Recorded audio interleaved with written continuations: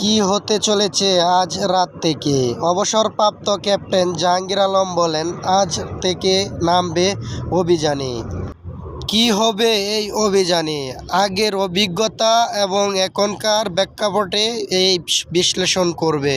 মনে করে দেখেন, কয়েকদিন আগেই একটি সময় নির্ধারিত করে দিয়েছিল অন্তর্বর্তী সরকার এবং বলা হয়েছিল যে পরিমাণ অস্ত্র লুট হয়েছে সেগুলো যদি নিকটবর্তী থানায় জমা না দেওয়া হয় তাহলে অভিযানে নামবেন সমস্ত প্রশাসন।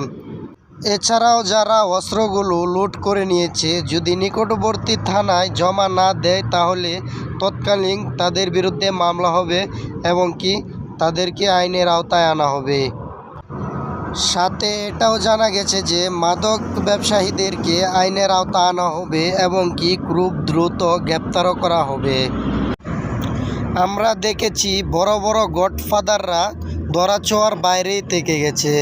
ছোট ছোট যত ব্যবসায়িক আছে তাদেরকে ধরে নিয়ে আসা হয়েছে এবং তারা আবার থানা থেকে বেরিয়ে আবার নতুন করে ব্যবসা শুরু করেছে। কিন্তু মূলত আমাদের প্রয়োজন গডফাদারকে খুঁজে বের করা এবং তার বিরুদ্ধে ব্যবস্থা নেওয়া।